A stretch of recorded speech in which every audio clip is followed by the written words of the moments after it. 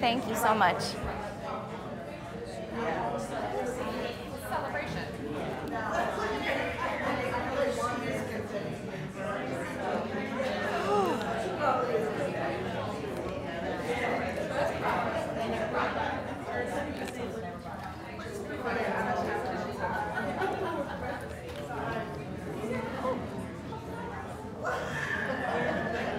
Good morning.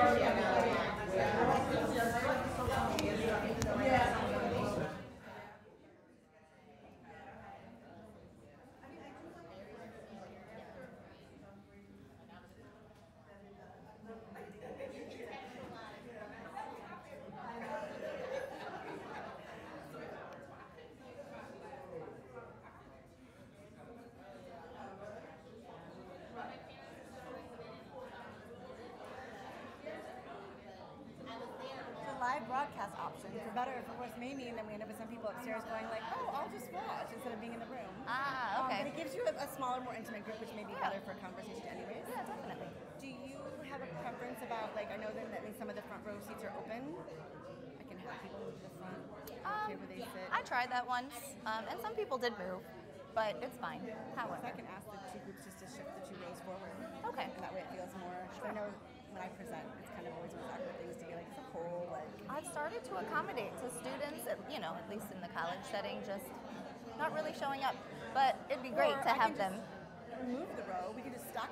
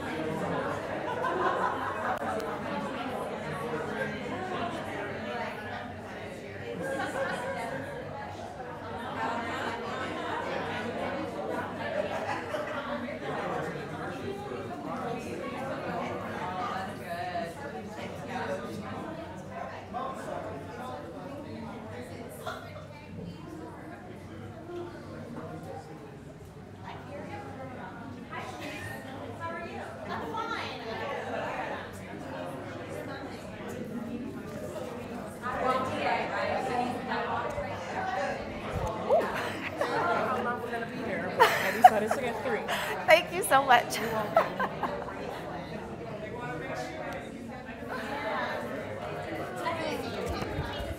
Okay, no problem. We don't need it at the beginning. If you guys are ready, I can start. Okay.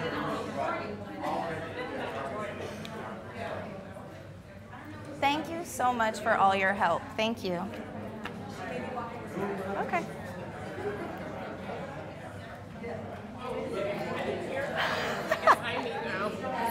Sorry.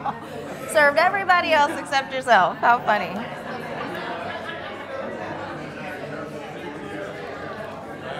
Oh, yes. Thank you.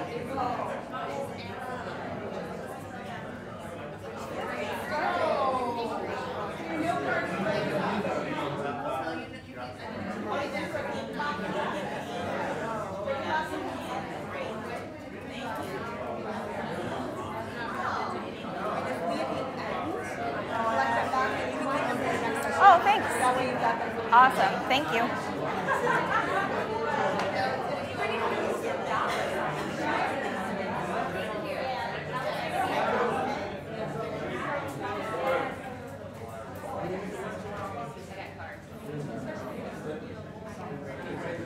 Need to do a formal introduction or say a few words, or you just jump right in and introduce yourself? Whatever you What prefer. do you prefer? I can get started. Yeah. It's like you're the commensurate teacher, right?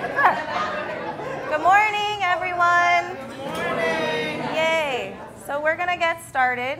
Thank you all for joining myself and the education team. I guess that's the team that you all are a part of, yes? Yes. Everyone can hear me in the far back? Okay, because there was a seat or two up here in case you couldn't. That's fine. No, I'm just kidding. So I'm Sharon, and we're going to spend the next hour talking about unconscious bias and racial microaggressions. And I'm very honored and grateful to have the opportunity to facilitate this discussion with you. I was hoping that before we get started, if you all would not mind in joining in holding just a moment of peace to be in consideration of the people who lost their lives in California. In addition to just sort of all of the people who are losing their lives in unnecessary ways.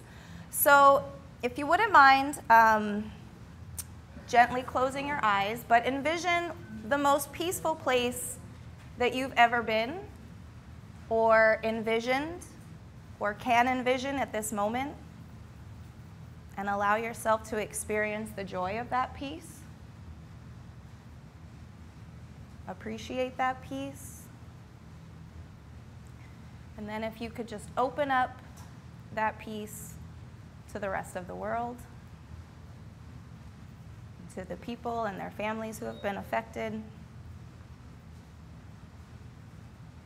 Thank you. Bring that peace right in here.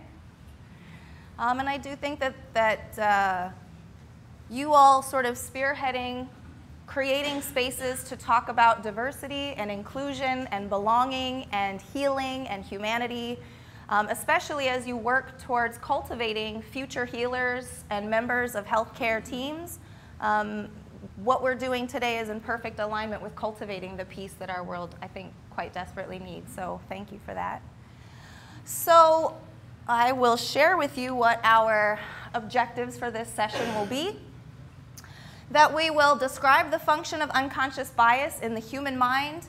We'll define microaggressions and the impact that they have on our ability to collaborate cross-culturally, and we'll talk about strategies for increasing our awareness and mitigating those biases. And so before we get into that, I want to preface a couple of things. So one is, usually these kinds of conversations are not well suited for just an hour, because I like to prioritize a lot of self-reflection, a lot of discussion and unpacking and processing collectively, especially in such a diverse setting as this. But we're going to do our best with just an hour. So what that's going to require is that as you identify feelings or thoughts that come up, to the extent that we're able to process those things together, we'll definitely yield those questions, but you're probably going to walk away with a lot to process and a lot to think about after the session. So I do encourage you to take note of who's here with you and engage in discussions about what you heard and how you feel and what you're processing as you do so. but expect that what we start to cultivate in this very brief discussion is something that you should continue to build upon and deconstruct outside of this space. And sometimes that will manifest in your families and in your friends, but particularly among this team who will share in the experience. So there's that. Also, so if you wouldn't mind, I'd like to just get sort of a gauge on the intention of our space. So if you can, please stand if you agree with the following couple of statements that I'll make. So if you agree with this, please stand. So if you prioritize in your personal life and in your work contributing to making society more equitable, please stand. Okay? If you would like to see our current sort of generations be able to cultivate a more equitable society than our ancestors had been able to, please stand.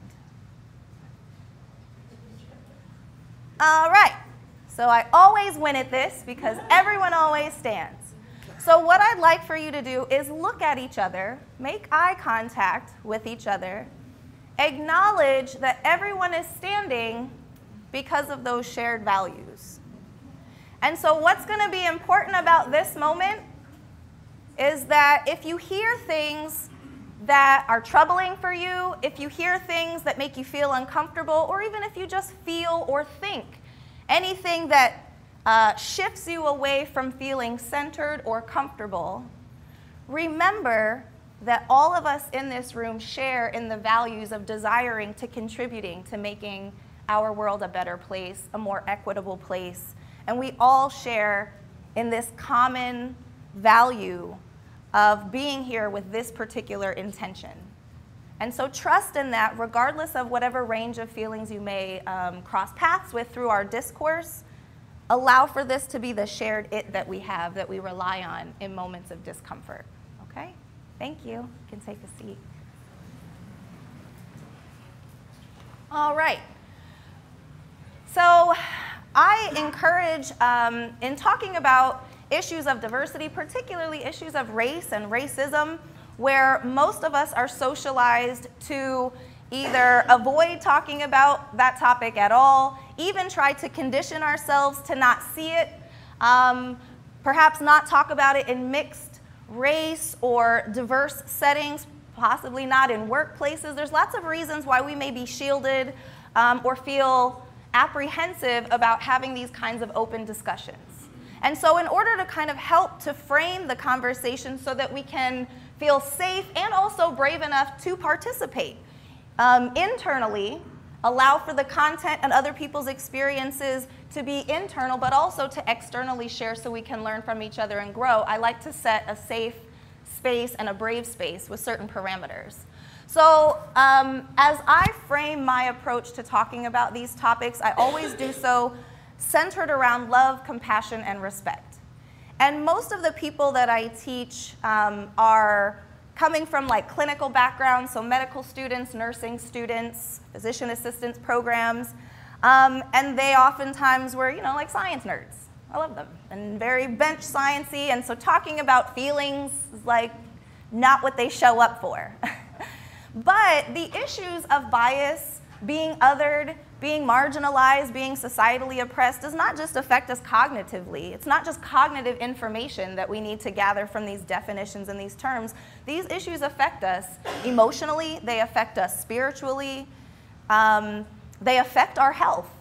And despite the fact that when we show up to our work or to school, we do so to kind of engage in intellectual this or engaging in achieving goals, but we always are our whole selves. And so for many people, especially folks that are directly impacted by hierarchies and value systems that do not invite or welcome everyone's identities, these things manifest in us in holistic ways. And so I like to hold a space where we can be our whole selves. And so as we talk about things, if you remember things or if you are triggered, those emotions are welcome in this space. And also there's a lot that we can learn from our feelings, our intuition, our memories, etc. And those bodies of information are welcome here. So I frame that we should hold the dialogue in love for ourselves, appreciate that you are here, appreciate that you're doing the work that you do, that you care about these issues, but also for each other, especially as people are learning how to talk about things, how to talk about these issues in diverse spaces with people that you work with every day. So hold each other in love as we learn and grow in this experience. And also extend that love to the people and communities that are most affected by these issues, and also the people and the communities who bear the benefits of systems of oppression that were created throughout their legacy. So that's usually a harder one for people to like, love them, like wait, love people who benefit from racism, love people who benefit from classism.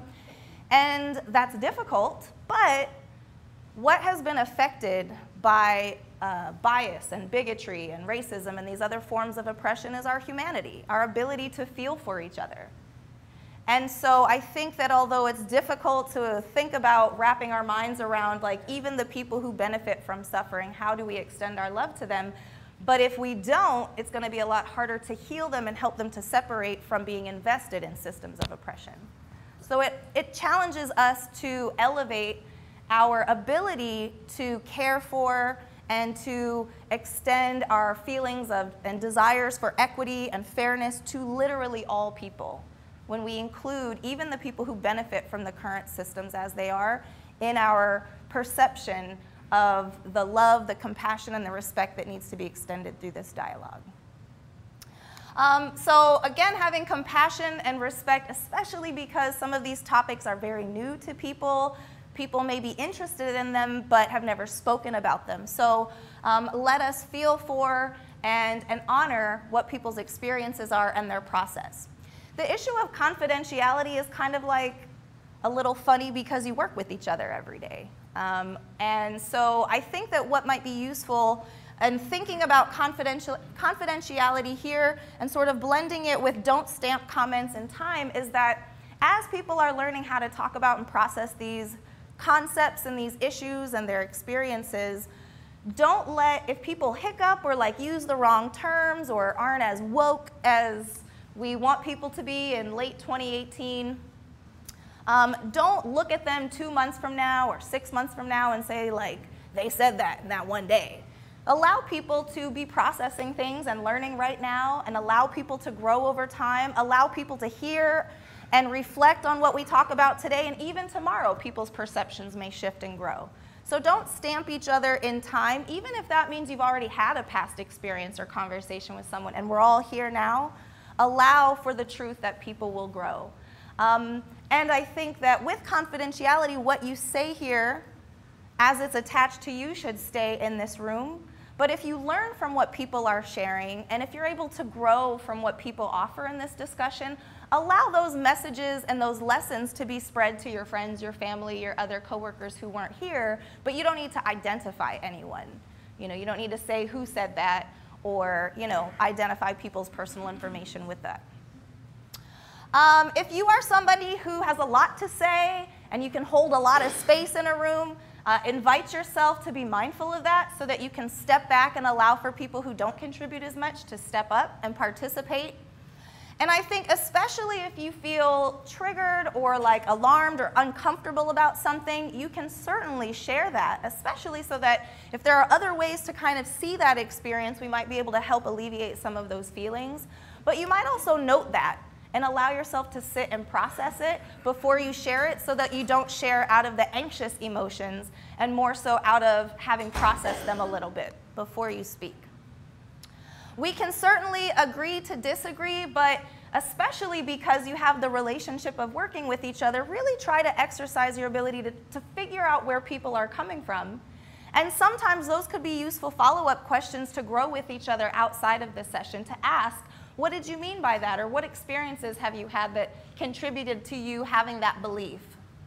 A couple others that I'll just highlight are allow for messy thoughts and constructive criticism. So because I am going to introduce different sets of terms and we'll talk about different things, as people are processing and trying to integrate these things into their vernacular and into their conceptualization of our reality, let people process that in whatever way is authentic to them, and that might not be, stamped with late 2018, not political correct, but most precise and accurate language. Like, people's thoughts may be messy, and that's okay, and we're safe to have the time and the space to express those. And also, even though if we're feeling vulnerable sort of participating in a discussion like this, accept and be appreciative and compassionate when people do have possibly critical or useful feedback. Does that sound fair for people? All right.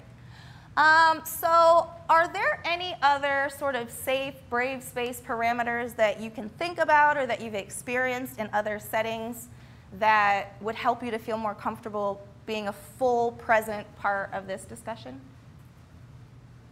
Get out of the way. My big hair out of the way. Okay.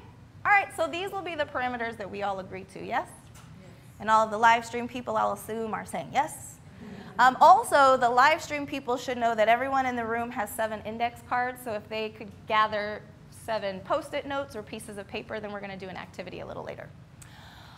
All right, so cultural competence in general really speaks to having a set of skills, language, awareness, and sensitivity really towards the diversity of the people that we get to be exposed to. This ability to think, feel, and act in ways that acknowledge, respect, and build upon the diversity that our human experience has for us.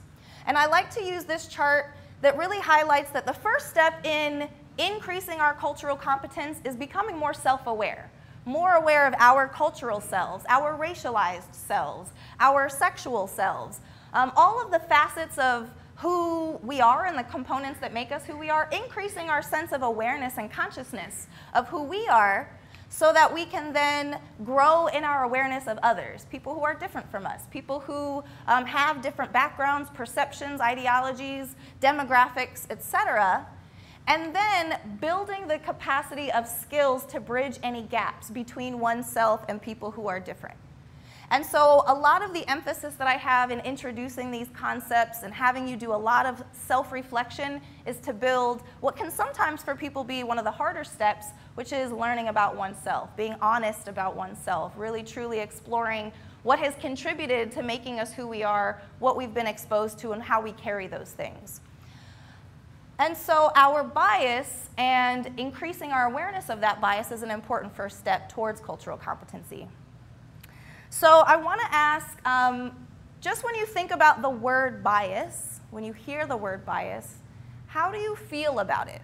What is your feeling? What is your association with the word bias? Is it a positive thing? Is it a negative thing? Is it a scary thing? How do you feel about the word bias?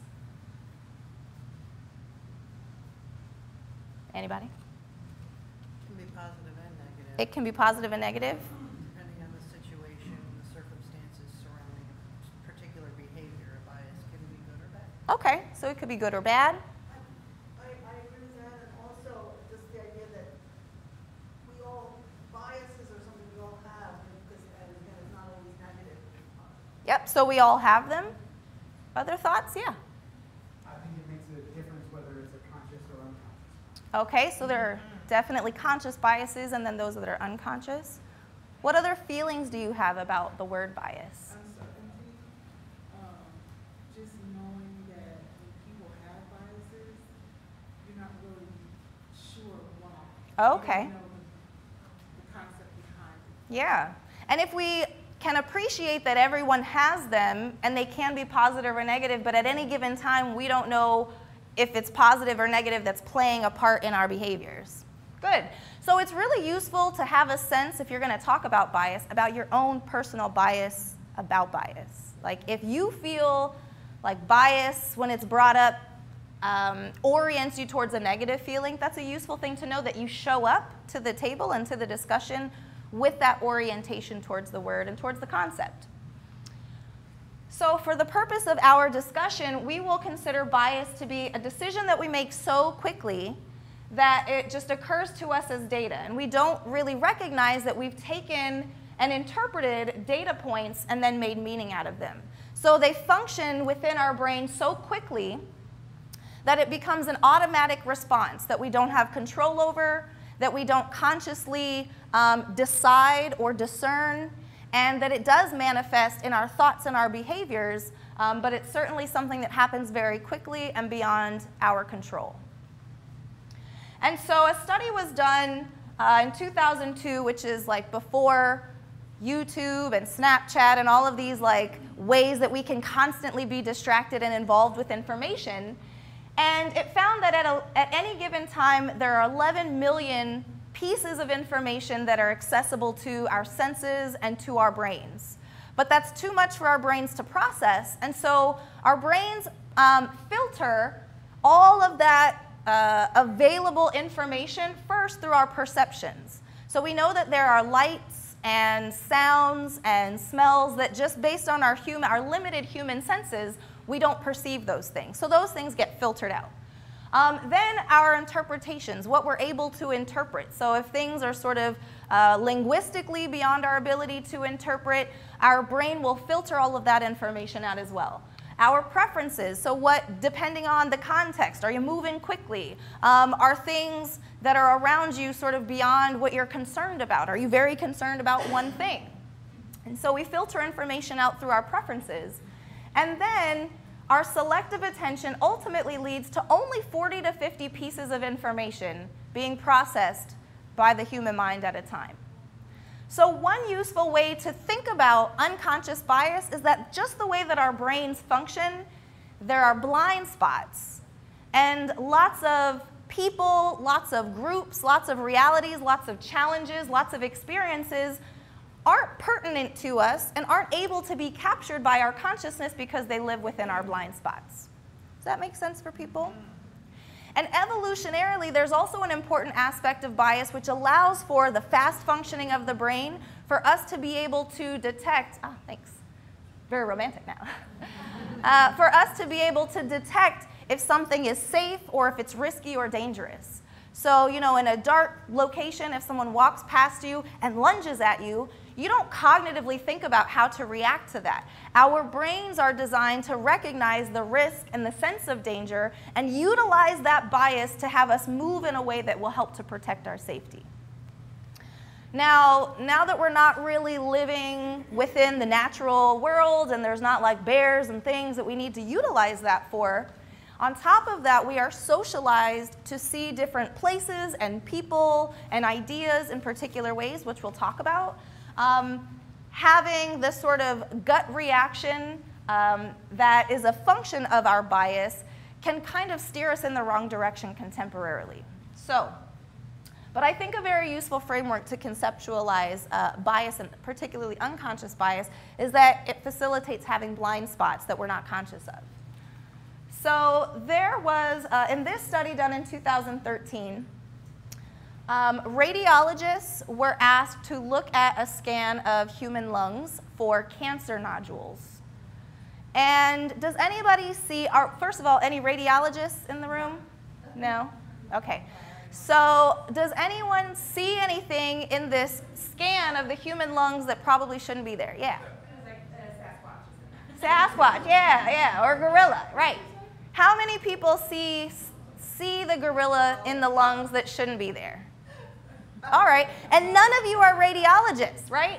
So in this study, 83% of the radiologists, trained, well-paid radiologists, did not see that gorilla. Now, it makes sense. It makes sense that many of you did not see it because you're not trained radiologists. Maybe some of you didn't see it because you were looking for cancer nodules. Like maybe I actually am a radiologist. And look right there, what's that? Right? Someone saw that yesterday and got fixated on it. Some people didn't know what to look for, so they kept looking at all this. So it makes sense that when you are unfamiliar with the context and you're not looking for anything in particular, there's a lot that you won't see. In addition, when you are very skilled at what you're doing, but what you're doing is not calling for you to look for something that might be right in front of you, even then you can miss it. And that's called inattentional blindness. And so it's the idea that people miss the occurrence of an unexpected yet very salient, very visible, very visceral experience, especially if they're engaged in a different task. So if you're just walking through, living your life, or doing whatever is important to you, you can very easily miss a lot of very visceral things around you because there's no attention specific for that. Now, not only does that happen like among yourself, naive observers to lung scans, but even among experts, when that is not what their attention is directed towards, they can miss very evident things. So I challenge you to think about the ways in which people who don't experience sexism on a daily basis, people who have never experienced racial aggression, people who have never experienced homophobia or transphobia in their lives, very easily, despite being well-intended, despite being egalitarian, can very easily miss how that's happening in the lives of people around them in very visceral ways, because that's not for them to see, to recognize, to perceive, or interpret. Does that make sense? Yes. Cool. So here's a video that'll help highlight that as well. Clearly, somebody in this room murdered Lord Smythe, who, at precisely 3:34 this afternoon, was brutally bludgeoned to death with a blunt instrument. I want each of you to tell me your whereabouts at precisely the time that this dastardly deed took place. I was polishing the brass in the master bedroom. I was buttering his lordship's skirt.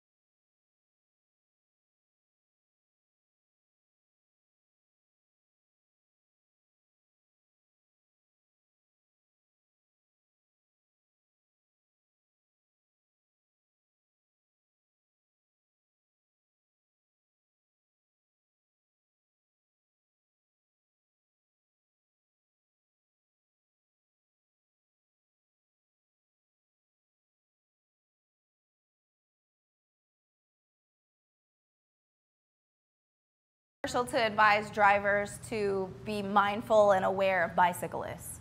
But how many people noticed changes in the scenario? How many did you see? Just two. Okay, two. I saw one. One? Okay. And how many did you see over here? Did you see one? No? Yes? So like one or two? One. All right. So less than a handful of people saw one or two changes out of 21. That doesn't mean that there's anything wrong with all of the rest of you, right? But that's how selective attention and inattentional blindness can work. And that as we are functioning and doing our best in our daily lives, there is a lot that we are able to miss, a lot that we are unable to be sensitive to until we increase our awareness of those aspects of our reality, increase our sensitivity, and then build our language skills, our empathy, and work together to collectively be able to acknowledge the aspects of our shared reality that we've been missing through these blind spots. Yeah? Cool.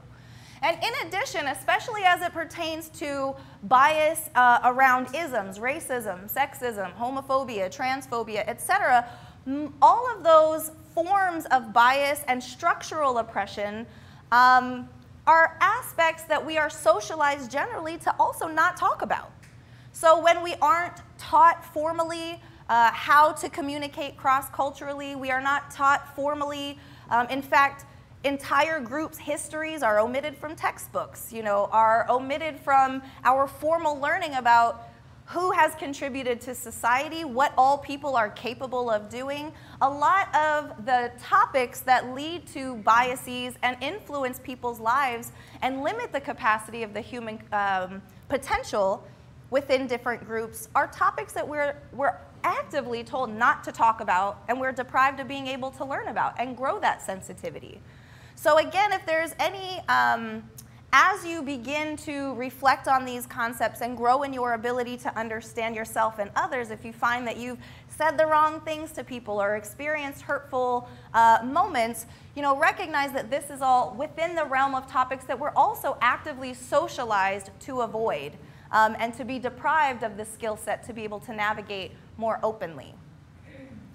So we all have unconscious biases just as a function of how the human mind filters through the abundance of information available to us. They also, in our evolution, serve to be protective.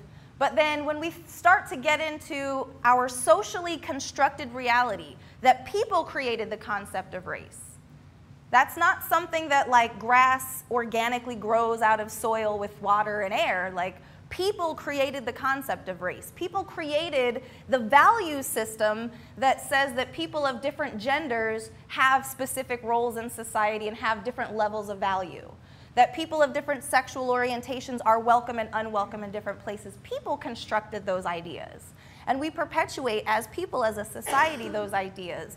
And so while unconscious bias is a universal function, certain biases are more promoted than other biases. Certain stereotypes, which we'll talk about, are more projected into society than others. So the ways in which are a universal function of the brain, like unconscious bias, then couples with racial stereotypes that are created and perpetuated throughout society that we're exposed to throughout our life course, then facilitates the opportunity for unintended racism. So to give us more of a shared framework and language about getting into how unconscious bias sort of lends towards unintentional racism particularly. Now, the conversation's framed around racial microaggressions, but in the ways that you can sort of break down the construct of racism, you can sort of see how it aligns with the concept of sexism and homophobia as well. So while the discussion is sort of framed through the lens of race, you can also I hope, be able to see how it parallels with the other forms of isms that cause for social oppression and disadvantage. So to just sort of have a shared understanding of the definition of racism, I want to start from the foundation, which is structural or systemic racism. So structural racism speaks to the system of policies, institutional practices, cultural representations, and other norms that work in various, typically reinforcing ways that perpetuate racial group inequality. So things like laws, like a 3/5 compromise, that says that in order to, in counting the population of the United States, an entire racial group of people will be less than one human. They'll be 3/5 of a human being, and that's how they'll be counted in the census. Putting that into the Constitution is a form of structural racism, producing inequality on a structural level for how our institutions will function. Another example of structural racism could be any of the court orders of like Plessy versus Ferguson, or the one-drop rule, where if a person is found to have 1 drop of African blood, then they are susceptible to the system of enslavement. The Virginia Code of 1705 that says that if in the process of punishing a slave, a person is killed, an enslaved person is killed, that's not a crime. That's just like if you break your property, that's what happened. If you kill someone else's slave, then you'd have to pay them back for the property that they lost.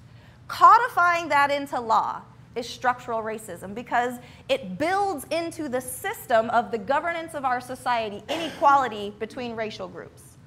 Does anybody have any other thoughts or examples of structural racism? Policies, social norms, practices, cultural representations. Yeah, please. Voter suppression. Right, and especially voter suppression that targets specific groups. Definitely. Yep. Louisiana jury laws that allow for less than 12 jurors to decide on guilt for certain individuals. Great. Well, that's not great, but thank you for the example. Yes. The internment camps for Japanese Americans. Absolutely. Yes, internment camps for the Japanese. Here? Yeah, it's a big one. Native American genocide, the violation of the policies that parties agreed upon, etc. Marriage and access to healthcare and resources. Absolutely. Right. So saying that legally certain groups of people can't get married, but also it's not just that you can't get married, but that you withhold certain privileges to only people who are married, like tax benefits, right? Like being able to visit your family member in the hospital is only allowed for people who are defined as family, but then we say certain people can't have access to being in that definition. So you get that. Yep. I was going to say education as well, at a time where individuals weren't allowed to read or write. Right. And that books that are in libraries where white people can access those libraries, black people can't go and utilize those resources or cannot enroll in institutions because they're black. Absolutely. So then we have institutionalized racism, which is the ways that institutions perpetuate racism. So things like that beginning as early as preschool. Yeah, preschool. As early as preschool, we see that when black children have behavioral outbreaks or outbursts, that they are penalized more so than their white counterparts, that then produces a trajectory of expulsions and time away from school and being placed within special ed, which then creates what we have been able to empirically demonstrate is a pipeline that leads to prison. That's the way that the institution of education is perpetuating racial inequality. Any other examples of institutional practices, housing, criminal justice, all of the sort of governing institutions of our society, how they perpetuate in their functioning racism and inequality? This is something that I don't think it's explicit, but it is the result, and that is the bail system. Because the bail system penalizes poor people, and poor people are disproportionately minority. Absolutely, thank you. There was another hand? Yeah. I would say, just from experience, like in school systems with the testings that they have out there, a lot of these that are all the testings, black kids may not have access to books or that verbiage that they put on the stories that they read, or they can't relate to those, so they put those on the testings because black kids don't even really understand what they're reading because those are not things that that's in their, you know, in their Worldview and in their experience, absolutely. So, and like standardized testing, exactly, yep. Well, I want to add that not only with blacks and whites, but within interculturally, long ago the Germans were not able to go to school and use their books because the English would take it and destroy the books. Absolutely. When they came to America. Right. So it's not just, you know, black on white, but white on white also. Absolutely. So let me use that as a good opportunity to better frame the historical context of the concept of race. So when race as a construct was created, not all of the people, well, one, it's a hierarchical concept. So it was designed, I mean, and it's written by the people who built this idea over centuries, that the people at the top of this hierarchy were superior and closest to God. They looked like God as they defined that. And that the people at the bottom of this hierarchy were closest to animals, such that they would use pseudoscience to try to say that African people at the bottom of this hierarchy are like a subspecies between apes and humans. And when you dehumanize people, it's easier to treat them as property and to steal from them and harm them, etc. So as a concept, race, by the people who wrote about it in the design, have it as a hierarchy. But not all of the people who today identify as white were white when that hierarchy was created. So Germans were not white, Irish people were not white, Jewish people were not white. Lots of European groups were not only not white, but were subjugated by the Anglo-Saxon Protestant land-owning, particularly males, and their wives. So what's, I think, useful about honoring that nuanced history about race as a construct is that although many of those now white groups of people can tap into the system of benefits that were created by the development of racism in the governance of our society, they had to sacrifice their names, their culture, their language, sometimes their religions, in order to buy into having the privilege of navigating a society that's created institutionally for the benefits of whites at the expense of people who are non-whites, because phenotypically they were able to assimilate into that group.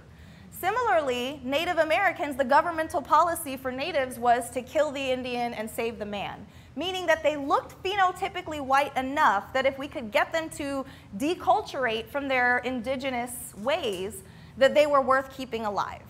But if they didn't, then they would be killed. So it's useful, I think, to allow for people to recognize the ways that lots of people have experienced, whether historically and even contemporarily, being victim to a system that was truly designed to most benefit a specific subgroup of people, and also that the cogs of that system were designed to function through the suffering of others.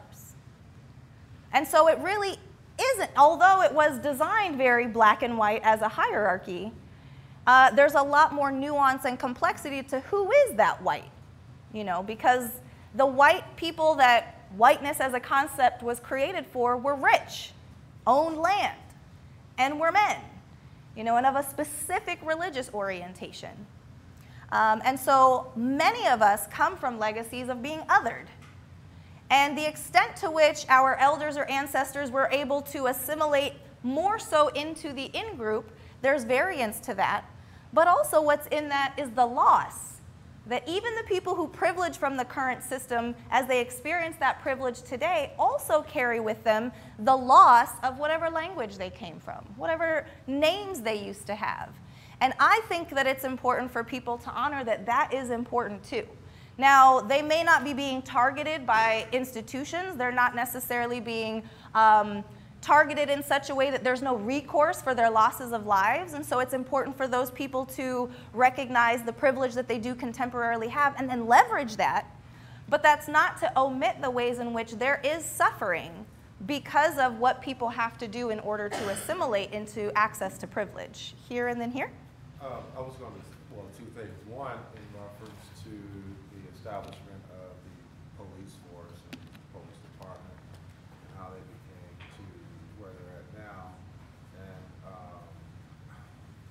I guess for me on a personal level, just you feel like you have to be kind of defensive, so to speak, and that's I don't think that's fair to everyone that might be in my circle that's close, because they can feel those type of scenarios, or they can feel that awkwardness, and then the conversation of having that, it's very challenging. So having this type of platform to even just break the ice, I'm just blown away. Yay. Really with the workspace.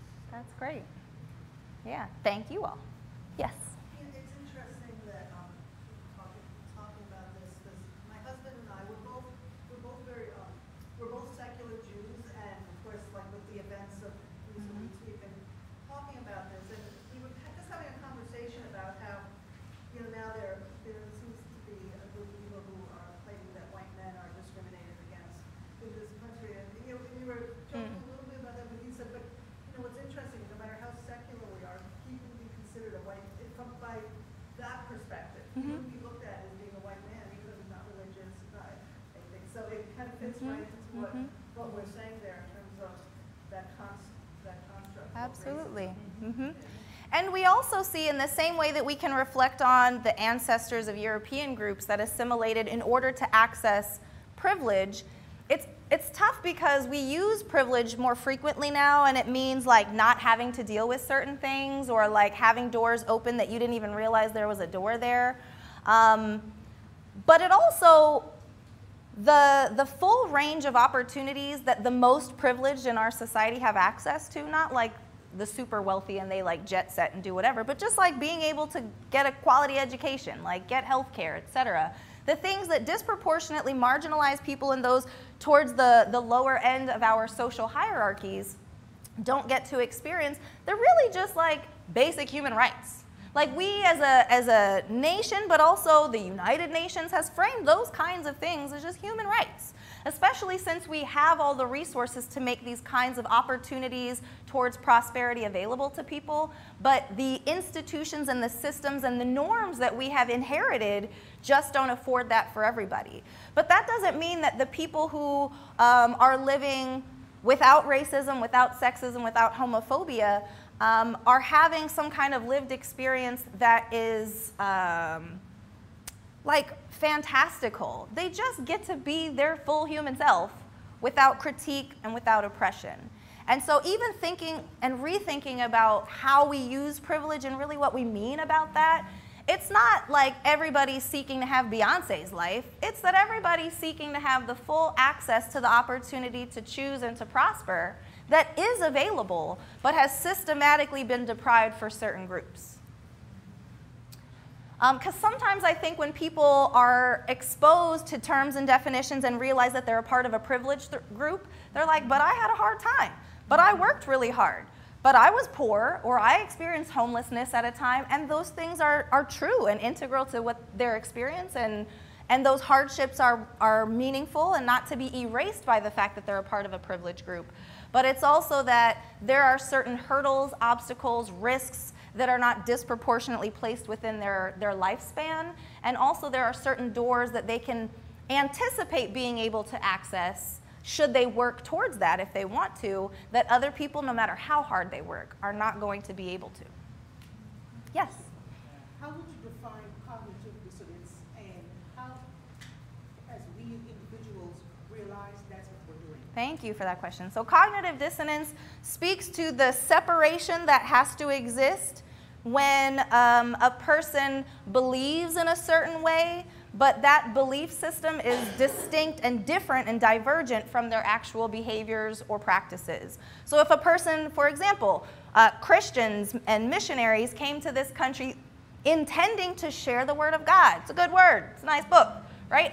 But when they collaborate with militia who then like murder the people who don't believe in that book, you know, or are Christians but own slaves, like own human beings, and also rape them and make them have babies, etc. It's very difficult for the human mind to function with such a severe disconnect between beliefs and actions, and so cognitive dissonance serves as a separation within one's consciousness to allow for that disconnect. So when people say, I like everybody, I'm cool with everybody, I don't really care what anybody does, but then can still say to their child, but don't be gay. Like, I'm not going to be able to take that. Or, you know, don't marry a black man.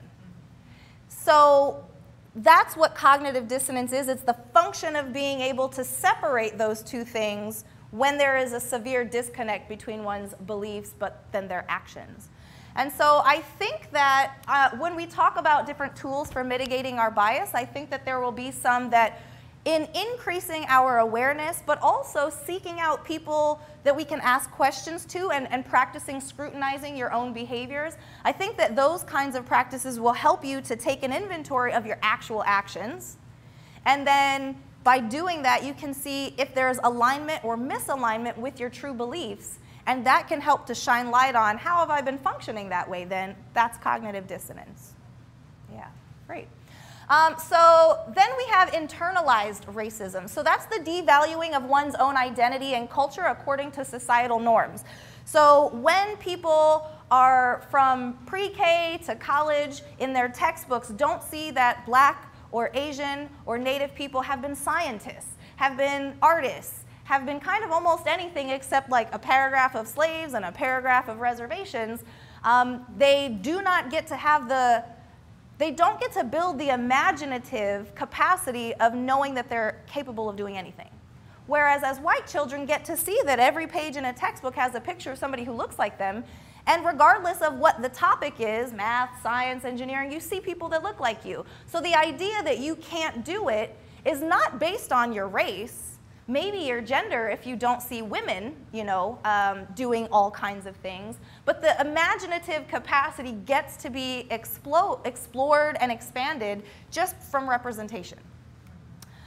So in addition to that, the ways that people absorb negative information about people like them, the ways that people are socialized to devalue our hair, for example. The idea that like professional hair is like straight or pulled away or in a bun or something. And for some people, like our hair doesn't grow that way. It grows up, not down. And the idea that there are, and so coupling that, you know, when you have structural policies like the Supreme Court saying that people with dreadlocks can be discriminated from employment because of the way that their hair grows. Glad you weren't. Thank you, UMA. We're doing right.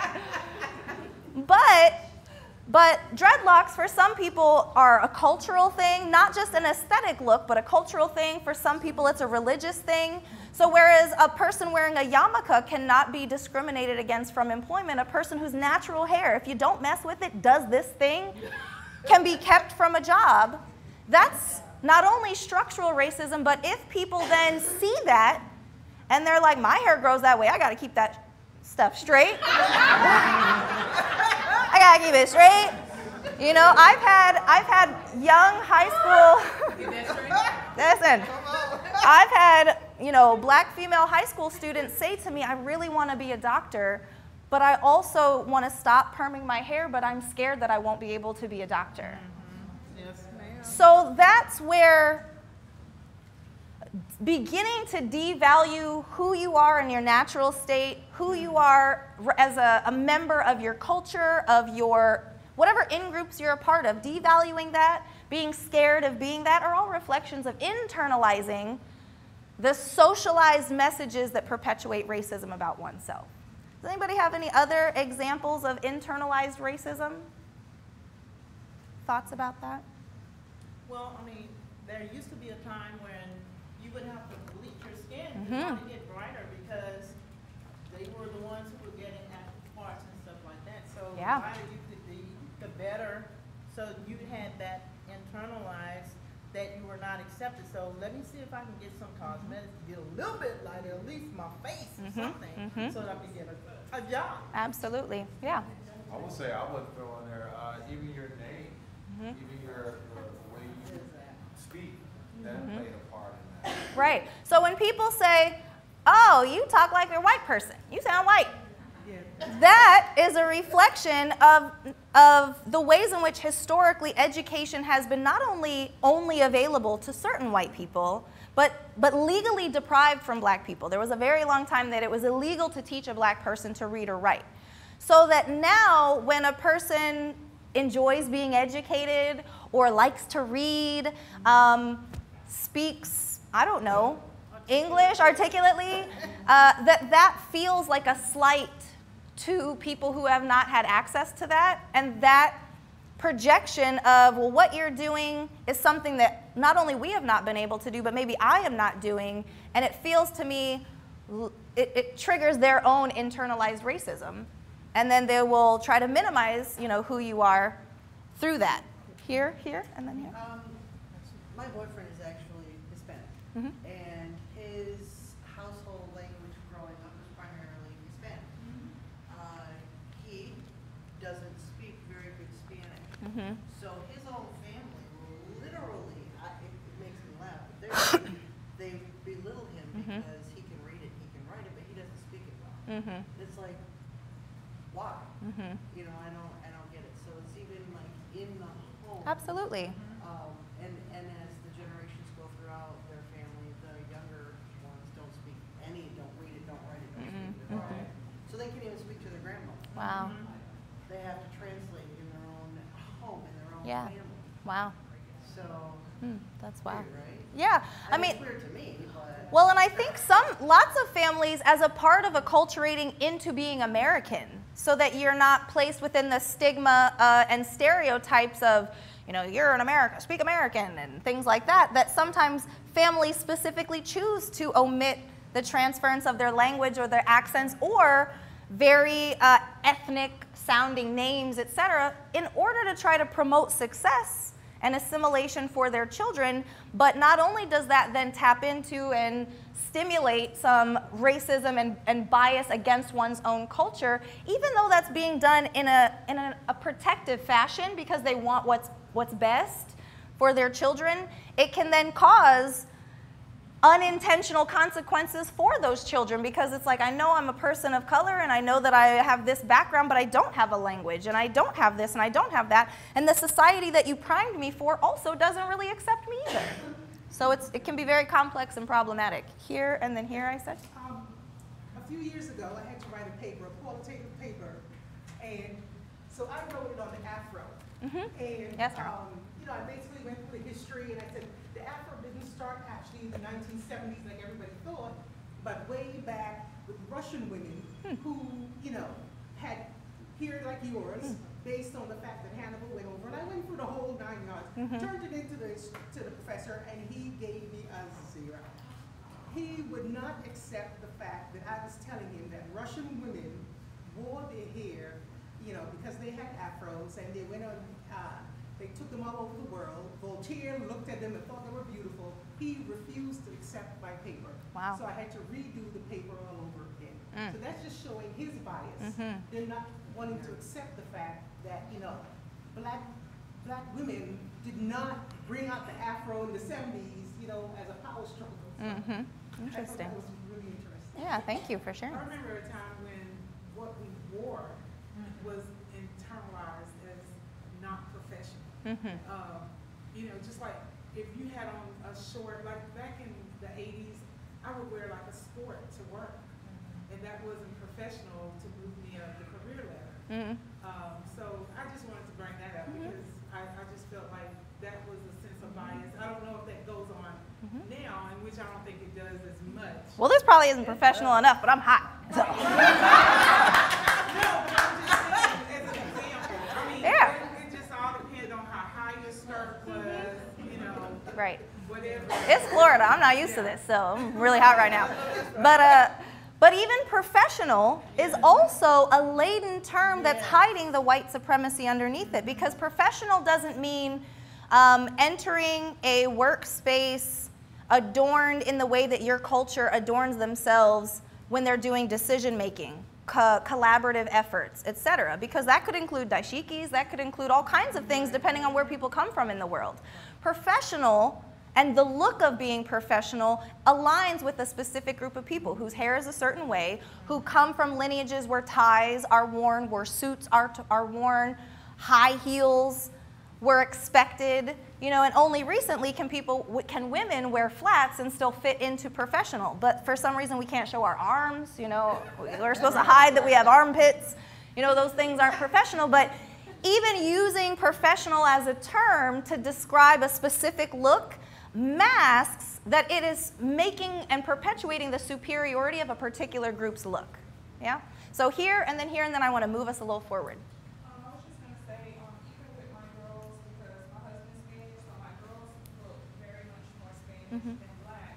And they feel it from even the kids at their school where they speak a certain way because I'm black, so I have a certain kind of gangsta, you know, to myself. Oh, okay. So when we're in the house, you know, we talk a certain way, and then they go to school and they're like, you can't talk like that, you're not black enough. And they're like, what do you mean? My mom's black, you know what I mean? So even in that, sometimes they deal with that because they don't look black enough, they look Spanish, they have the Spanish hair.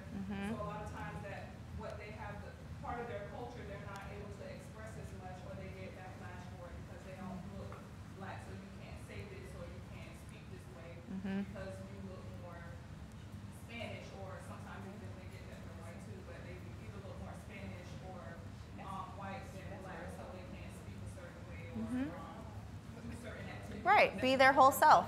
Yeah, absolutely. Here, yes, thanks.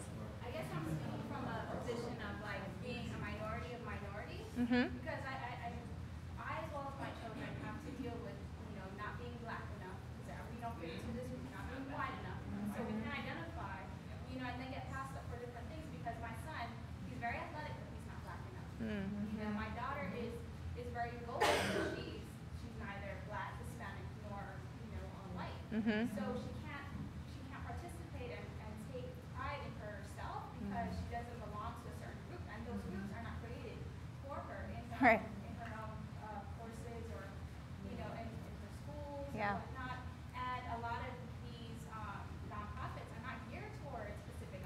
Mm-hmm. So we don't have anyone else we can relate to. Yeah. You know, so we do get it from different angles. Oh, you don't know what we're talking about because you're not black enough. Right. You don't know what we're talking about. Well, we can accept you because you know what, you look a little, you know, Asian, so you must be smart, and we're not Asian either. Right. So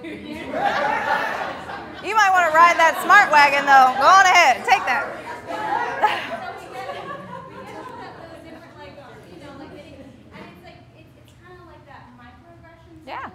You know, so you're like, okay, you look Asian, so you are smart, you must be good at math. Yes. I'm going to take that segue. Thank you. Thank you for that. So I'm hearing everyone's, you know, and I can appreciate that because my husband's black. Yeah. And so I get to see it firsthand how, you know, Carlos was saying, you gotta act on a defensive mode when you get pulled over. And I didn't understand this coming from Guam because we're all, you know, the same race pretty much. Right. And that really opened my eyes to racism, microaggression, and having to feel that sense of defensive nature. Definitely. You know, having to put all of your stuff on the dashboard. And I was wondering, you know, like not knowing this, it really opened my eyes, and I'm like, why? What are you doing? Yeah. Why are you doing that? You know, it's just gonna, you know, like, and then seeing how the cops' reactions to him made me angry. Right. Because I'm like, why are you treating him this way? Right. Is it because of the way he's dressed? He's wearing a hoodie, but we're going on a road trip. Right. And hoodies aren't illegal. Right. Yeah. And were he using his normal day wear, professional wear, would you still treat him the same Probably way? so. You know, Yeah. does it matter where he works at or what he does? Are you still going to stereotype him in that same manner because of who he is and what he looks like? So some of these like very multicultural examples of not fitting well into particular boxes highlights a couple of things for me. And one is that the boxes that we are expecting and expected to fit into were boxes that were not chosen by us. They weren't designed by us, and they also don't really mean much. Like black or even African or African American as a box that we choose doesn't mean anything genetically. It doesn't tell you anything about even your geographic ancestry per se. So especially in the ways that we continue to institutionalize the concept of race as these boxes that were created by our European wealthy, economically driven ancestors, doesn't actually have any meaning to the human diversity. And also, when highly melanated minority groups are saying, you're not black enough to say that. Like, yes, you've got some black, but you're not black enough. Also, what that's reflecting is the ways that we are internalizing our history that's told by someone else. So the idea that like light-skinned black people always lived in the house and had it easy, and we're like a different, softer kind of slave than dark-skinned black people. When people currently are saying you're not black enough, they're tapping into that anger and that bitterness that this actual like pretty false narrative of the division of black people according to skin color has been presented to us. Not all right, like not all light-skinned people worked in the house. Dark-skinned people worked in the house, and that's how they got raped to create light-skinned people, first of all. And also, you know, light-skinned people did things like leveraging their light skin to access white spaces to find out what the white folks were doing and then telling the black folks. That's how black people got to Oregon, for example.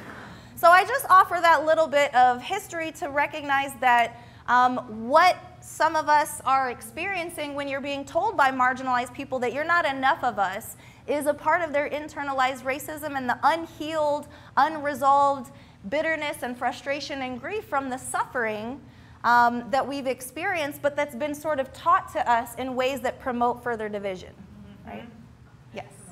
I just wanted to point out, going back to what Eunice said, I know when my parents retired, coming back to the United States and going to high school in a place that was, in my mind, pretty diverse, my first introduction to racism, I was in a classroom, and a girl, she felt that I wasn't black enough to say anything or to respond or answer the question. She cut my entire ponytail off. Oh my goodness. So like, you know, it took my mom a long time to straighten my hair too. and so here I am sitting in the classroom, and then she's like, oh yellow, kept plucking at me, just, and then when I guess when I swung my ponytail around, she decided, oh, I'm gonna fix you. She cut my whole ponytail off. Which kind of worked out good because salt and pepper was out there. Stop. Like, look at me trending. Which was kind of okay because my mama wasn't gonna let me cut my hair, but that was the perfect time. Mama, I guess I gotta get that hairstyle. But at the same time, it was like, this girl just cut my hair. Right. Yeah. It was like my hair is literally on the ground.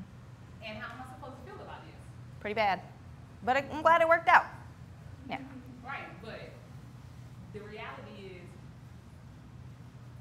just the fact that you had the audacity to feel that you could do that. Yeah. And just and targeting your hair in particular when you're saying you're a black identified person but you have long hair and it's flowy and ponytailed, that triggers again the internalized oppression that has lots of legacy to it, being pertinent to hair specifically. But just going back and playing the tapes, growing up and following my parents through a military, in Germany, different living in different places or different spaces, I've been, if I got cornrows or got my hair over, that's too distracting. You can't play basketball. When you run track, can you pull those out and not do that? But that's a lot. Well, black girls around the world, and even in the United States, are still experiencing that within schools and things, having our hair policed. And there's like I could do a whole presentation about, the policing of black hair specifically, but we'll pause on that. So then lastly, interpersonal racism is typically when people say racism, that's what they're expecting to be talking about, saying the N-word or, being offensive with another person. But I think it's important for us to broaden our definitions and our understanding of the nuances and different levels of racism, that lots of the racism that's actually affecting people's lives can encompass interpersonal racism, the cutting of hair and the saying the hurtful things and pushing people away, but also is more so having a significant impact on the population, health, economic viability, etc., on these other levels. But I'll also offer that anti-racism is something that is growing in traction and in movement in various spaces, which is the active process of identifying and eliminating racism, which is requiring the changing of systems, the changing of structures, the changing of policies. And so it's not enough that we all just be nicer, date people of other races, and stop being interpersonally racist. Because even when that happens, let's say best case scenario, when literally every single person no longer espouses racist ideas, the institutions that were built to govern our society were built with racism in their practice, in the DNA of how those institutions function. So it's going to require us actively seeking those opportunities that promote racial inequality and then dismantling them. So I also like to frame that sometimes people will say that unless people who are of the privileged dominant group, unless white people are actively working to rid racism from our society, all white people are racist unless they're anti-racist, unless they are actively doing things.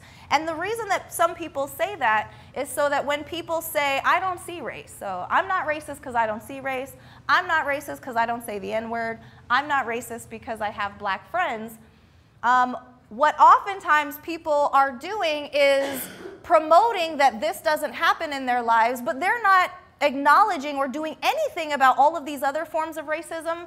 And because of the way that racism was built, it was built to promote their possibility for prosperity. So if you are benefiting from this system that is built to hurt other people so that people like you can have the access to opportunity and prosperity, and even though you don't agree with it, you're not doing anything to turn that system off, then that's where people are coming from when they say, unless you are anti-racist and you got receipts on that, then you are racist because you benefit from this system that was built to promote your prosperity. So that's just so that as you continue and maybe are inspired to read more about things or enter into spaces where you talk more about these issues, if you come across that sort of approach or philosophy, that's where people are coming from. So let's talk quickly about stereotypes, and then I just want to have us do this activity that you've been holding all these index cards for. So stereotypes are widely held but fixed and oversimplified images about different groups, even different neighborhoods or places, different activities or events. And so clearly we're probably pretty familiar with racial group stereotypes. I appreciated this example of Florida residents being elderly. Now, what's funny though is that, right, some stereotypes, it can be very confusing because they can align with the truth. For example, on my flight here, not to be stereotypical, but like most of the people on the flight were old, coming to Florida, older, you know, seasoned. So just to say that what can sort of allow for stereotypes to perpetuate is that sometimes they do like align with what we're able to observe, and sometimes they don't at all, and sometimes they're sort of promoted to promulgate certain ideas. So like back during McCarthyism, that people who were promoting messages of like, we need social service programs are labeled a socialist and stereotyped as a socialist so that politically they could be dismantled. Also, certain stereotypes can change, and so even though there's a change, for example, that initially Jewish people were stereotyped as uneducated, that shifted over time such that they're considered to be high achievers, but also it can still be like stagnant and binding even though it has changed. So that new stereotype is still not true for everyone. It can still be problematic, but sometimes they do shift. So I want to show a video that can help sort of bring this home. Which doll is the black doll?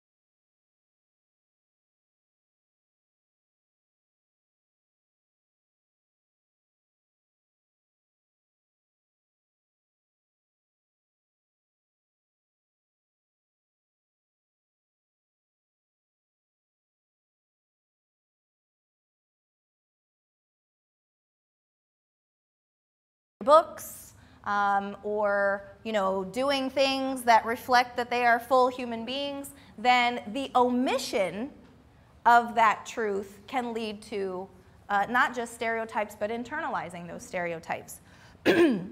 So neuroscience has shown us that being othered, being made to feel as though you're not a part, triggers the same part of the brain that's responsible for physical pain. So to be marginalized, to be othered, to be stereotyped causes chemical reactions that facilitate harm. So that's really important for us to honor. So I'd like now for you to grab your index cards and a pen, and we'll do this as a very silent activity. So the first thing I'd like for you to do is on your first index card, and we're going to keep these mostly private. You're not going to be expected to share what you write on your index card, so have that. Now on your first index card, please write your name. Write your name on your index card. On your second index card, you're going to write your race or ethnicity, whatever racial or ethnic group you identify as a part of.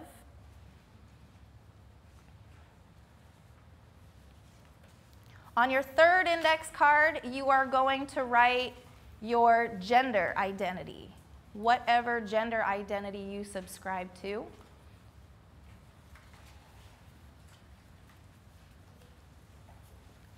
On your fourth index card, you are going to write your nationality. So whatever country you have citizenship within. On your 5th card, you are going to write your sexual orientation, whatever sexual orientation you identify with. On your 6th index card, you are going to write whatever your spiritual or religious, faith-based identity is. Whatever religious, faith-based, spiritual identity that you subscribe to. And then on your 7th index card, you are going to write any other salient identity that is pertinent to you. When you live your daily life, you are conscious of that identity, whether it's a mother, a sister, an artist, a poet, a scientist, whatever other salient identity is meaningful to you. So real quick, on your first index card, write your name. Do you have any index cards? Got you. All right, so make sure that you have all 7. Got you. So you've got your name, your race, your gender, your nationality, your sexual orientation, your spiritual or religious identity, your I might have said nationality already, and then any other salient identity that's meaningful to you. All right, so everyone has all 7. Good. I want to wait for our friend. Your name, your race, your gender, your nationality, your sexual orientation, your religion or faith, and then any other salient identity. That means you too, live stream people. Okay. All right, so everyone ready? So the first thing that you need to do is look at your different identities, and I need you to choose one, and you need to rip it up and get rid of it, and you can't be that anymore. You can't be that anymore. So you have to rip it up. We could even be dramatic and throw it on the floor. And you can't be that anymore. Yeah. Yes. So choose one identity that you are going to rip up and throw away, and you can't be that anymore. That crumbled up piece of paper? No. Yeah. No, legit, rip it, trash it. Okay, so everyone's got 6 index cards left. All right, so now what you need to do is look at your different identities, and you have to choose one, rip it up, get rid of it, and you can't be that anymore. Yes. Yes. You looked at me real intense. All right, so now you're going to have 5. 5 left. You tucking them in your pocket? Okay, good. They're ripped. Okay, because you can't be that anymore. Okay, good. Good, okay.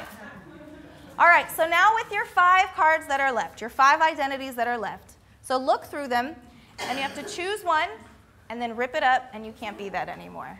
Yeah, yes.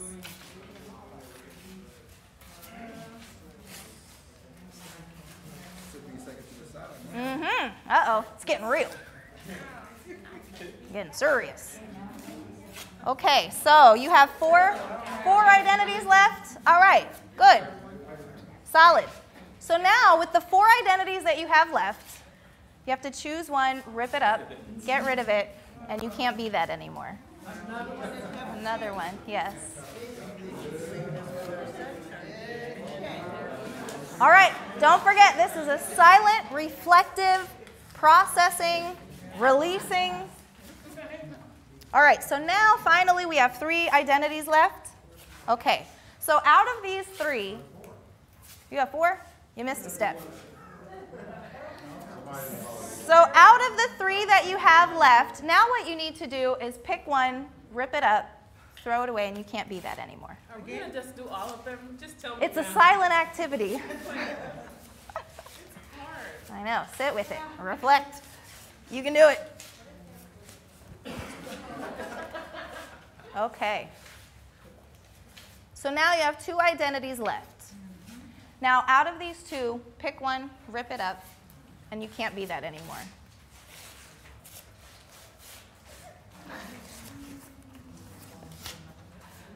All right.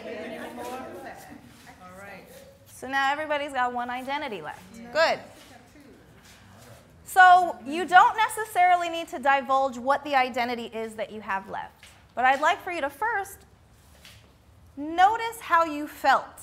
How have you felt in the process of ripping up and getting rid of all of the other identities? How did that feel for you? Conflicted, losing a piece of yourself? So I know I continued to leave the last card, so I will own that because that's the one that I wrote the most on, which were all of the other things that I identify as. And I think as I went through, I knew that that was already the most important card because that's how I identify. Yeah. So it was difficult to pick in which order I would get rid of things, but in the end, I ultimately knew I would end up with the card that has all of the lines taken. Right. Okay. Instead of just one word. So for some folks, the identity that you choose for yourself, not necessarily the boxes that you check on a census that are sort of pre-subscribed for you, but the ones that mean something to you because you enter into those identities. For some people, maybe that is what kind of grounded you and what you stuck with. What else contributed to the card that people kept? Hold on, right here in the back. Okay, I first started discarding cards over which I had control. Okay. These are choices that I had made. Interesting. Stuff like that. Then we're down to stuff that, like, well, that's the way it is. And you start imagining taking those things away and changing. Okay. But in the end, I was left with the only card that I think just describes all of me because it's everything. Okay. Nice. What else? We'll go here. Haven't heard from you. Initially, it seemed like it was difficult. Yeah. But then, as I continued to do it, it was about stripping down to who I am. Wow. Thanks. Okay. Here in the. It seemed difficult. How can I be this one last card and losing the others? Virtually impossible. So it helped you to see the ways that these identities that can be categorized truly exist within you in a totality. Yeah. In the back and then here. I know at the beginning it was easy for the first one to get rid of, and the other ones were harder. But the one that was easier to rip up, it kind of made me see how I feel about basically as a whole. I can open up and say I was able to get rid of my country, United States. So it kind of helped me see like what I feel about the United States and just the state that we're in. So that's very disheartening to know that I was able to get rid of that one first because what I see all over the world with things like this, bias and how people treat one another. So it was easy for me to just say, you know, I don't want to have to do anything with that. So it was kind of disheartening. Really, it was easy to get rid of, but it was also disheartening. Got it. Thank you. Right here and then here. I had a hard time getting rid of all of them, but when it came down to, and I know some other people said this, is the final one revolves around my family. Okay. I mean, then my children, my husband. So I mean, it was inevitable that would be the one. It can help highlight the ways that some of our identities are so intricately connected to others, and that our identity isn't solely about who we are intrinsically, but how we relate to and are connected to others, and that is important. Here. I can relate to Takara because for me, that was actually what I did first. I got rid of where I'm from, and I'm from the Virgin Islands. And for most people, it would be like, why would you do that? But I also have to think about why should it matter so much about where I'm from? More so based on what I can do or how I can impact and make a difference, right? So it was easier for me to just do that. Thank you. So I want to ask, also consider, are there any stereotypes about the identity that you chose to keep? And I ask about that not only so that you can appreciate that when you have to choose and resonate with what is at the core of who you are, does society pigeonhole that identity? Does society pick at that identity? Does society open and invite that identity? Or is that, at your most core, conflicted in society? And also, are those stereotypes aligned with policies or practices that bring forth disadvantages? Because with that being what most connects you to how you define yourself, to be able to appreciate how society may have created barriers for people like you. And also that, you know, having to do this exercise of shedding parts of who you are is something that many people do every day that they go into the workplace. Every time they go to the doctor's office. Every time they fill out an intake form and there's only 2 gender boxes, but they don't identify as either of those genders. And so being able to be sensitive to the ways that as people navigate different spaces, not only are they having to shed parts of themselves to protect themselves or because they know that those identities aren't welcome, and how that can create stress and anxiety, and how some people know that that's what they have to do in order to possibly thrive, in order to possibly survive. And I think that it can challenge us to, again, not just focus on being less biased outwardly towards people, but working so that people don't have to hide or mask or compromise or let go of who they are and what makes them who they are in order to just be in a space or in this world. So for the sake of time, there's some useful reflection questions to help you think about where you might have developed stereotypes or biases that are worth considering. There's some other kinds of bias that I think are relevant, but I just wanted to sort of introduce microaggressions. So microaggressions are very sort of commonplace, often expressed verbal, behavioral, and even environmental indignities that, whether they're intentional or unintentional, they do communicate hostility, they communicate derogatory or negative racial, sexual orientation, religious, gendered, biased forms of slights and insults. And so here are some examples of what racial microaggressions can look like. Somebody is Asian and they speak very well and you say, "Where are you from?" And the person says, "San Diego." And you're like, "No, where are you really from?" And they say, "San Diego." So assuming that you're not really from here because you look ethnic or different, or you speak so well, or Barack Obama is so articulate. It sounded like a compliment, probably in the head of the person who's saying it, but it's built upon the assumption that black people don't speak proper English and therefore wouldn't be articulate, and so you see this person as an exception. What do your people think about that? What do black people think about this? Or what do Asians think about that? And not any one person is able to express the totality of feelings or perceptions of a racial group, of people of a sexual orientation, etc. Even this one, I said this one yesterday and kind of blew up the room, but I know of many people who, because they are cool with gay people, when they meet a man who is gay, will say, "Oh, okay, are you a top or a bottom?" Like they don't know the person's last name, but they want to know how do you do your sex, right?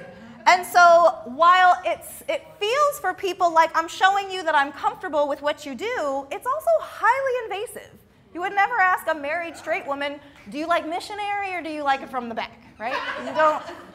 You wouldn't do that. But for gay people, that is something that people feel comfortable, being able to offer. So those are microaggressions. Blew up the room, right? Okay, so microaggressions are sort of an umbrella term for these other kind of more specific types of invalidations and offenses. So micro-assaults are kind of explicit types of wearing blackface, saying like racist jokes, but framing it like it's supposed to be funny. So more explicit racial offenses. Micro-insults are more of like the opposite. They're communications that are rude or insensitive, but they're more blanketed as a joke, or "I just didn't know," or as a question, but it ultimately demeans the person's racial heritage and their identity, whether that was intended or not.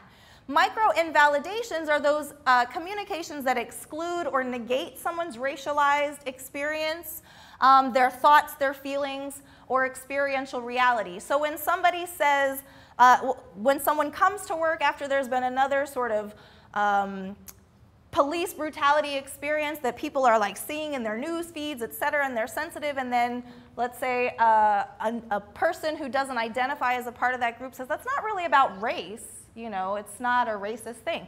When the person who is experiencing that and knows that this is a racialized pattern that happens primarily with minorities, etc., and it's a part of their racialized experience that this is true to that narrative, and it's just invalidated. It doesn't mean to be hurtful to the person, but it is. So here's a sort of framework that helps to sort of outline the themes that happen within these kinds of aggressions, and like the messages that are being conveyed through those kinds of actions. So assuming that an Asian person is going to be good with math, so you sit next to them so they can cheat, and it turns out they suck too, right? Because it's not a part of Asian DNA to be good at math or science, etc. So ways that we can sort of strategize to mitigate some of these kinds of practices. One is increasing our awareness of ourselves and our behaviors, our thoughts, how we've been socialized, what we were taught and what we weren't taught, but also our awareness of others and of our behaviors. So question and scrutinize the things that you do, especially if you do things in very routine and patterned ways. Like, take some time to look at ways in which you might be missing things, missing people, overlooking people's reality, etc., not holding the space for people to show up to you as their whole true self. Individuating is a practice of looking at each person as their own individual and not a reflection of a group. So part of what you experience with, like, you don't fit into boxed groups well, means that the people that you encounter would need to do better at individuating you and just accepting you for you. So our ability to not see that a black person is a representation of blackness, and so in the ways that, like, black people are loud or this or that, like, I don't really want to mess with that, signifies that people need to practice individuating and seeing each other as the individuals that they are, so that certain stereotypes that they may not fit into can help to expand your consciousness about those groups of people. Counter-stereotyping is just that, seeking out people who challenge or break stereotypes that you have held about that group. So if you haven't really been exposed to many people who are transgender, and you assume that they all have HIV because they're a population that's at high risk, find a trans man or woman that doesn't have HIV and can, like, share that they too do all the same kinds of things you do in your day. They have the same aspirations for jobs and for money or for love and travel and things like that. So finding people that help you to challenge and break and counter stereotypes. Taking the implicit association test you can easily find through Harvard, and it's not a concrete, insight into your subconscious, but it is the most widely used tool to at least give you a background or a baseline assessment of what kinds of potential implicit associations you might have between people and different values. And they have tests on race, on color, on body types, on women in different careers. So I think that it's worthwhile to just take some of those tests and get a baseline sort of benchmark as to where you might be with implicit associations, so that you can then expose yourself to new information and experiences to help perhaps enhance your consciousness of those potential blind spots or associations. Stop periodically and ask for feedback from people of diverse points of view, so that, when you have a conversation and you're not sure if what you said was the most optimal kind of feedback you could have given, ask somebody who's different from you about it and get their input. Be open to their hopefully constructive criticism. But I do also offer, like, don't tokenize someone in order to have them give you that feedback. Don't say, I'm not sure I said this thing to this gay person in the right way. You're gay. How do gay people feel about this? Right? So it's an important thing to be able to diversify your perspective and gain feedback from others, but don't tokenize people in the process. And do an inventory of groups for which you might have bias. Think about one of the reflection questions that I breezed over is, like, when you were raised, in the neighborhood you were raised in, were most people like you? In what ways were people like you? Socioeconomically, racially, linguistically? Who were you raised around and who were you not raised around? And that's a good starting point for assessing, like, who might dwell in your blind spots, right? There's also the ways in which we need to mitigate these biases in the training of professionals in healthcare. So if you all are presenting healthcare cases, oftentimes there are patterned ways in which like all of the health disparities that affect Black people get put into one case. Like this, at one of the institutions I teach, they had a patient scenario that was like a 28-year-old Black woman that did all the bad things and had diabetes so bad she was going to be amputated, and it's like clumping all of a marginalized group's stereotypical disparities into one patient, so that when people are seeing the diversity of white people's health issues, they typically will then see Black and Native American health issues bundled up in all of our disparities in only one case. Replacing stereotypes with other examples that show the diversity within different categories. So, African American patients don't all have to have sickle cell. They don't all have to have type 2 diabetes. They can be reflective of the intersecting identities that are true to that population. And keep in mind that again, because race doesn't really tell us anything biological, you could have somebody who is from Sicily or from the Mediterranean who identifies as white that has sickle cell. So you can expand our future healthcare practitioners' conceptualization of types of health conditions that have been typically framed as racial by helping them to understand the geographic ancestry of those kinds of conditions.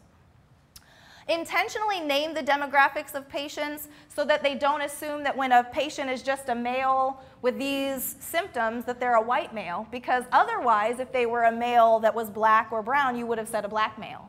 So oftentimes we only label the race of the most racialized groups or of racial minorities when we're presenting patients, or even when you see suspects on the news. If it's just a suspect, it's usually a white person, but if it's a Black man, then they'll say that. So naming everyone's race can help to denormalize whiteness.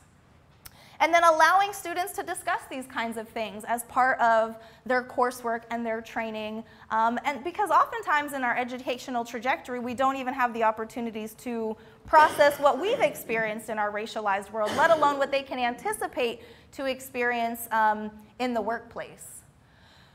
So here are just some thoughts about ways in which you might be able to expand the dialogue, but certainly that's going to be on your leadership team and you all as peers. But if you have any thoughts or questions, I'd love to have some time for that right now. I have one question. Sure. Sometimes when you're encountering people in different meetings, some ways that appear to be microaggression tactics, or is when people act like they don't understand what you're saying. And so you know that you're articulate and you know that you can speak English well, but they'll always ask, someone will always ask when you speak, oh, what does she mean? Oh, what do you mean? Can you give me an example? And you know that it's a way of kind of dismissing and dismissing a person. And so how does that fit into the whole scenario that you described about the microaggression, the different tactics, whether it's, interpersonal, how would you categorize that type of tactic? Well, there have been some studies that show how students and audiences receive information better from like males, white males, or white females more so than like Black females, etc.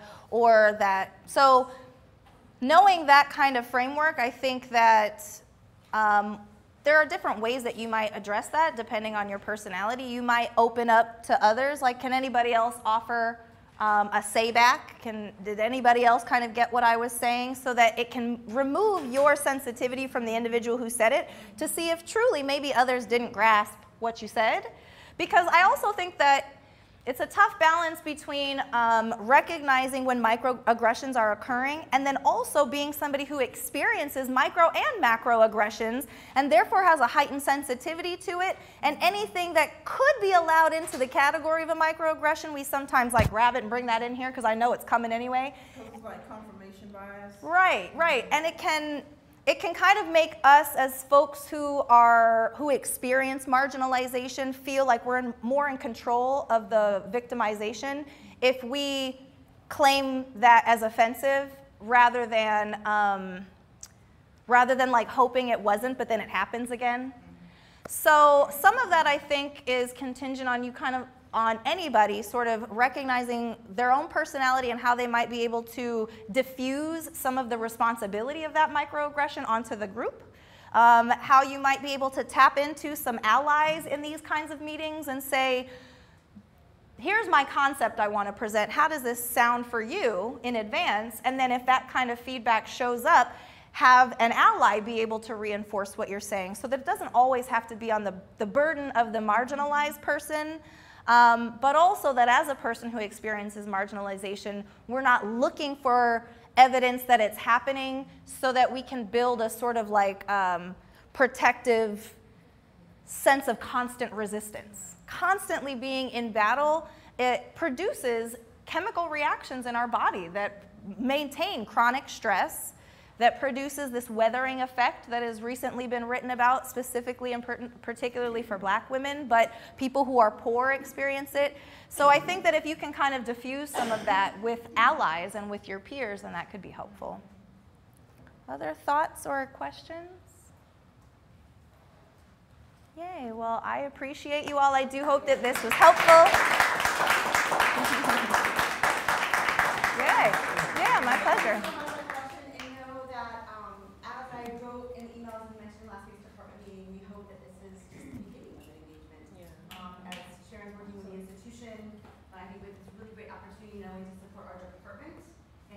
Of how we work together, but to also then, in turn, right, look at our students. And so some of what you realize kind of time bound today, there's some really interesting slides that you kind of rushed at the end. Thank you again for the extra time today, but to come back to that. Yeah. And so we're going to connect and just find out what might be another opportunity, and that maybe plugging into our Lunch and Learn series, Sharon's aware of that, so that some people have an opportunity if they want to, well, you may not be in person here, Sharon, but an opportunity to do some things remotely with us, to maybe come back. We have some opportunities to think about how we do discussions, how we frame scenarios in our classrooms, and would love and appreciate from any of you, as well as people who are watching the live broadcast, feel free as you kind of process to drop me a note about opportunities that you see in terms of within our team, right, employees ourselves, but that also in terms of our engagement as faculty and leaders and curriculum folks, and people who support student-facing teams, our students, opportunities where this topic for our students, just in terms of who they are, right, as being people and humans, right, society, this complex world we're living in, but also preparing them for the healthcare field, any connections that you might see, and as I kind of organize that to look at opportunities to continue a partnership with Sharon and Sharon's referrals for other people as well, that can be a part of this journey with all of us. So thank you all for being here live, and for folks who are watching the live broadcast as well, even the recording. Thank you so much. Thank you. My pleasure. Thank you.